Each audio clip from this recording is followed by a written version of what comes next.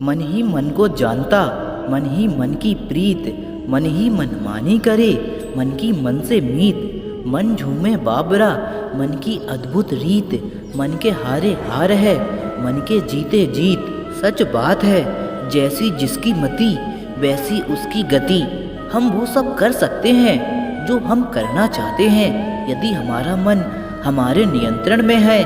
मन मनुष्य के शरीर का वो हिस्सा है जो दिखाई तो नहीं देता है, पर होता बहुत शक्तिशाली है। भगवान श्री कृष्ण ने कहा है कि यदि मन तुम्हारा स्वामी है और तुम उसके अधीन हो, तो वो तुम्हें माया के बंधन में जकड़ कर रखेगा।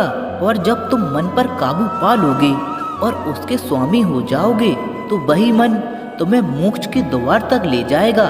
पर मन को दास बनाना इतना आसान कहाँ है। मन तो बंदर की तरह उछलता है, कभी यहाँ तो कभी वहाँ। वो तो वही काम करता है जो उसे मना किया जाता है।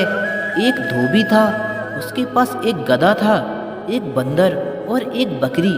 वो रोज गधे पर कपड़े लाद कर उसे घाट ले जाता और बंदर और बकरी को घर पर छोड़ जाता। जैसे ही धोबी बाहर जाता, बंदर अपनी रस्सी खोलकर उछल कूद करता, सामान इधर उधर फेंकता।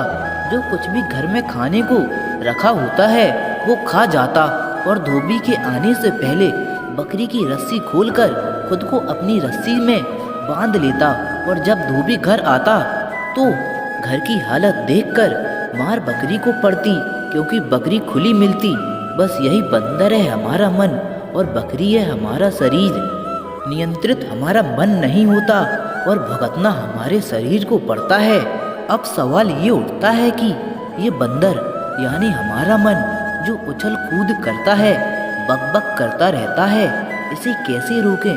कैसे रोकें उन विचारों को जो लगातार हमारे मन को भटकाते रहते हैं, जो लगातार हमारे मन में आते रहते हैं। हमारे मन में एक दिन में 60 से 80 हजार तक विचार आते हैं, और यदि गौर करें तो इनमें से ज़्यादातर विचार नकारात्मक और बेकार के होते हैं, लगभग 90% तक। इन्हें कैसे रोकें? क्या इन्हें रोका जा सकता है? अगर हम सामान्य स्तर पर बात करें तो विचारों को मन या मस्तिष्क में आने से हम रोक नहीं सकते, क्योंकि मन में विचारों का आना तो स्वाभाविक है। जैसे शरीर में खून दौड़ता है और बाकी क्रियाएं होती हैं, वैसे ही मन में विचार आते हैं। पर हाँ, हम विचारों को नियंत्रित जरूर कर सकते हैं, और विचार नियंत्रित होंगे तो मन अपने आप स्थिर हो जाएगा। और यह होता है अभ्यास से, विचारों के प्रति साक्षी भाव से। साक्षी भाव का अर्थ, हमें विचारों को देखना होगा, मन को खुद से अलग करके विचारों को देखना होगा, मन से एक दूरी बनाकर। अब आप सोच रहे होंगे कि अपने मन से हम अपने आप को अलग कैसे कर सकते हैं? आखिर मन तो हम ही हैं। भगवान श्री कृष्ण ने गीता में कहा है कि हमारा शरीर एक रथ की तरह है, और हमारी इंद्रियां उस रथ के घोड़े और उस रथ का सारथी है। हमारा मन और उस रथ के स्वामी हैं हम, यानी हमारी आत्मा, अर्थात हम और हमारा मन अलग अलग हैं। अपने मन से हम कभी भी दूरी बना सकते हैं और इसे नियंत्रित कर सकते हैं। इसे एक उदाहरण से समझते हैं कि जब हम एक हैवी ट्रैफिक जाम में फंस जाते हैं और हमें चारों ओर गाड़ियां ही गाड़ियां दिखाई देती हैं, हमारे आगे या पीछे कितनी दूरी तक जैम है, यह कितनी देर में क्लियर होगा, हम अंदाज़ा नहीं लगा पाते।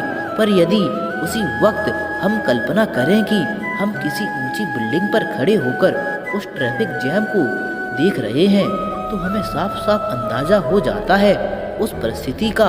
हमारी गाड़ी कहाँ है, कितनी देर लगेगी ट्रैफिक क्लियर होने में, वगैरह वगैरह। बस इसी तरह हमें अपने विचारों से दूरी बनानी होगी, उन्हें देखना होगा, अपने ही विचारों को देखना होगा जैसे कि वो किसी और के हों, और धीरे धीरे विचार गायब होने लगेंगे।